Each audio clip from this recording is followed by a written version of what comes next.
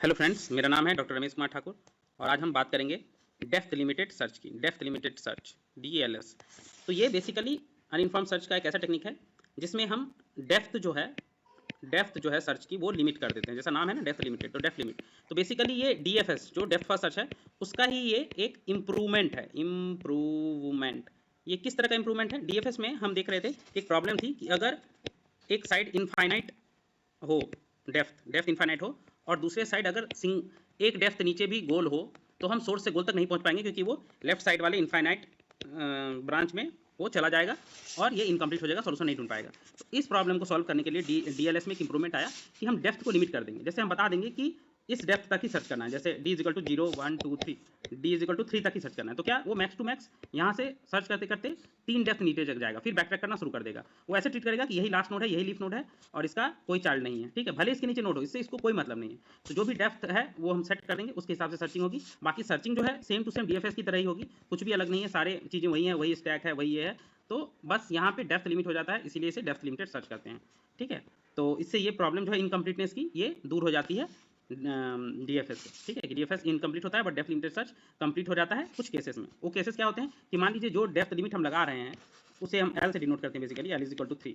तो अगर ये जो लिमिट है ये जहाँ पे गोल अवेलेबल है, गोल जहाँ पे अवेलेबल होता है उस डेप्थ को D कहते हैं, उस डेप्थ को जनरली D कहते हैं। तो अगर ये जो है वो डेप्थ से बड़ा या बराबर है, ठीक है, L is greater than equals to D है, तब तो वो गोल को सर्च कर लेगा। अदरवाइज अगर मान लीजिए हमने इस L को D से छोटा रख दिया, ठीक है, मान लीजिए ये गोल यहाँ नहीं होके यहाँ रहता और L इज इक्वल टू 1 रख देते, लिमिट यहाँ लगाते, तो क्या होता है यहाँ से आगे सर्च नहीं होता। तो ये यहाँ सर्च करता, फिर यहाँ, फिर बैकट्रैक, फिर यहाँ पे खत्म कर देता, कहता कि गोल नहीं मिला और गोल 2 डेप्थ पे था, ठीक है, और ये 1 डेप्थ पे हमने लिमिट सेट कर दिया। तो इस लिमिट को सेट करना बहुत ही चैलेंजिंग होता है और यही बहुत इंपॉर्टेंट पॉइंट है इस डेप्थ लिमिटेड सर्च में।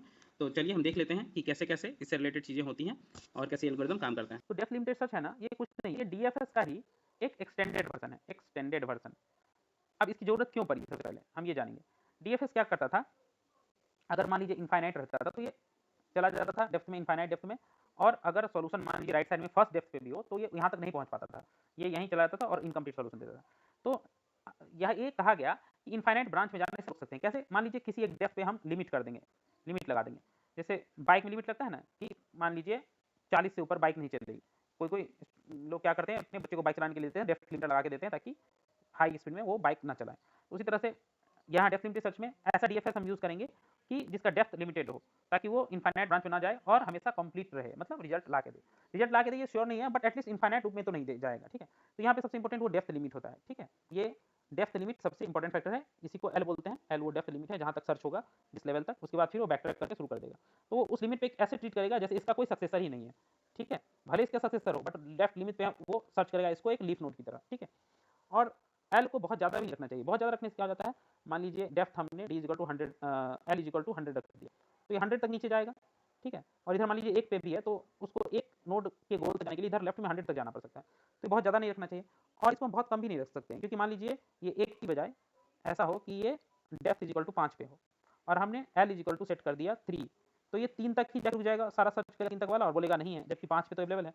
तो L जो है D से कम नहीं रहना चाहिए। D होता है depth of solution, depth of solution. तो ये बहुत कम भी रहने से दिक्कत है, L बहुत ज़्यादा रहने से भी दिक्कत है। तो ये जो परफेक्ट L का वैल्यू है, यही सबसे मेन इसका जो DLS का है जो पॉइंट है कि सबसे परफेक्ट L कैसे चुने, डेप्थ पैरामीटर कैसे चुने, ठीक है। तो एक एग्जांपल के थ्रू देख लेते हैं। मान लीजिए ये A है सोर्स नोड और G है गोल नोड। तो यहाँ पे डेप्थ लिमिट लगा के काम होता है। मान लीजिए डेप्थ लिमिट जो है वो हमने 2 सेट किया पहले, ठीक है, हमें नहीं पता कितना है, हम 2 सेट करके बना रहे हैं। तो देखिए कैसे काम होगा, यहाँ भी एक फ्रिंज बनेगा और एक विजिटेड बनेगा और याद रखिएगा ये एकदम DFS की तरह काम करता है, तो इसमें अलग कुछ भी नहीं। हम DFS का वीडियो देख चुके हैं कैसे DFS काम करता है, अगर आपने नहीं देखा तो DFS के वीडियो को देख लें प्लेलिस्ट में। तो सबसे पहले क्या होगा, फ्रिंज यहाँ पे क्या होता है, एक स्टैक होता है। DFS और DFS के सारे वेरिएशन में फ्रिंज एक स्टैक होता है, बाकियों में क्यू होता है। तो फ्रिंज जो होगा सबसे पहले सोर्स नोड जाता है A और विजिटेड खाली रहेगा। नेक्स्ट स्टेप में क्या होगा, चेकिंग होगी, क्या A गोल नोड है, नहीं, तो A आउट होकर चला जाएगा विजिटेड में चला जाएगा और A के जो सक्सेसर हैं B और D ये पुश हो जाएंगे कहाँ, स्टैक में, इस फ्रिंज स्टैक में। तो पहले B पुश होगा और चेकिंग होगी, B गोल है नहीं है, तो फिर नेक्स्ट चाइल्ड पुश होगा, दैट इज D पुश हो जाएगा और ये स्टेप कंप्लीट हो जाएगा। फिर नेक्स्ट, क्योंकि ये स्टैक है तो जो टॉप मोस्ट एलिमेंट है सबसे बाद में लास्ट इन फर्स्ट आउट होता है, जो लास्ट में इन होगा वही फर्स्ट में आउट होगा, लास्ट इन फर्स्ट आउट। तो D लास्ट में इन हुआ था तो D पहले आउट होगा, D आउट होकर कहाँ आ जाएगा, विजिटेड में, तो विजिटेड हो जाएगा A और D। और यहाँ पे एक और चीज़ चेक होती है, गोल चेकिंग के साथ साथ ये भी चेक होता है कि हम डेप्थ कितने पे पहुँचे। जो डेप्थ लिमिट सेट है वो लिमिट के नीचे या बराबर तक है ना, जो डेप्थ है हमारा अभी करंट डेप्थ वो less than equals to L तक ही हम ये लूपिंग चलाते हैं। तो देखिए बी और डी कितने डेप्थ पे हैं, ए था 0 डेप्थ पे, बी और डी है 1 डेप्थ पे, तो ये भी चलेगा, डेप्थ 2 तक चलेगा क्योंकि हमने लिमिट 2 सेट कर रखा है।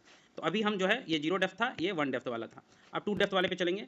ठीक है, 1 तो लेस देन इक्वल्स टू 2 है। 2 डेप्थ पे क्या क्या होगा चेक करेंगे कि यहाँ से डी आउट होगा। डी के सक्सेसर कौन कौन है, डी के सक्सेसर एक सी है, पहले इधर देखेंगे, एक ए है, सी है, ई है और एफ है। तो ए ऑलरेडी लिस्टेड में है तो हम ए को नहीं इंसर्ट करेंगे, हम सी, ई और एफ को इंसर्ट करेंगे। तो बी था ही, पहले सी इंसर्ट होगा, सी गोल है नहीं है तो नेक्स्ट इंसर्ट होगा, ई गोल है नहीं है तो नेक्स्ट इंसर्ट होगा एफ। ठीक है, तो यहाँ तक हम काम कर लेंगे, ये लेवल कंप्लीट हुआ। तो अब देखेंगे हम कि ये जो डेप्थ है ये 2 तक पहुँच गया और हमने डेप्थ लिमिट सेट किया था एल इज इक्वल टू 2।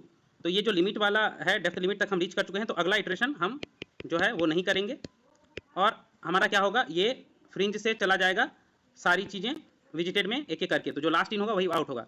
तो पहले एफ, उसके बाद ई, एफ के बाद ई के बाद निकलेगा सी और सी के बाद निकलेगा बी। तो इस तरह से ये हमारा फाइनल सॉल्यूशन रिटर्न कर देगा डेप्थ लिमिटेड सर्च में। ठीक है, इसमें ये गोल नोड तक नहीं पहुंचा बट फिर भी ये इसको रिटर्न कर देगा। ठीक है, तो ये डेप्थ लिमिट सर्च भी इनकम्प्लीट होता है कुछ कुछ केसेस में, अगर जो लिमिट है वो लेस देन इक्वल्स टू, अगर डी रहे, जो डेप्थ ऑफ सॉल्यूशन है उससे कम या बराबर रहता है, सॉरी उससे कम रहता है, तो ये सॉल्यूशन रिटर्न नहीं करता है।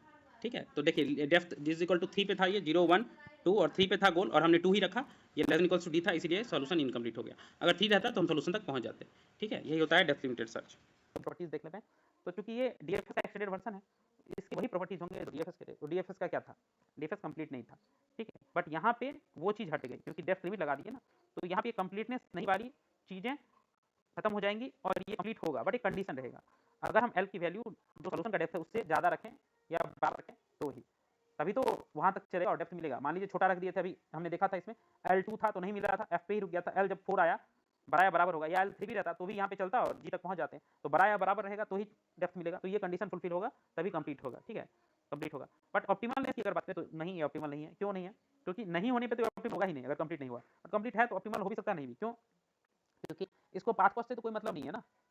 मान लीजिए शॉर्टेस्ट पाथ ये था 1 2, ये 10 और ये 11, तो डीएलएस क्या करेगा, ये जाएगा यहाँ जाने में तो लग जाएगा 11 प्लस, फिर यहाँ कुछ नहीं बैक ट्रैक करेगा यहाँ, फिर यहाँ आएगा, तो फिर इसको फिर कितना लगेगा, एक तो यहाँ गया फिर यहाँ से यहाँ आया, इसमें इसको इतना करने में कितना लग गया 11 प्लस बैक ट्रैक करने में 11, फिर यहाँ से यहाँ आने में 1, ठीक है 1, फिर यहाँ से यहाँ जाने में 10 प्लस 10, फिर यहाँ कुछ नहीं मिला फिर बैक ट्रैक करेगा फिर 10, दोबारा चल रहा है ना, फिर 10, फिर यहाँ से यहाँ जाने में 2, तो टोटल यहाँ लग जाएगा, अगर ये गोल है तो यहाँ कुछ नहीं इतना लग जाएगा, कितना हो गया 11 11 22 30 10 33 10 43 2 45 45, और टोटल एक्चुअल इसका क्या था 1 + 2 3 था 3, और इसको मिला ये गोल कितने 45, तो कंप्लीट तो है, तक पहुँच तो जाएगा ये, पर L > D है, सॉल्यूशन डेप्थ है, बट ऑप्टिमल नहीं होगा। ठीक है, ये नहीं देगा ऑप्टिमल रिजल्ट, बहुत रेयर केस में ऑप्टिमल रिजल्ट देगा।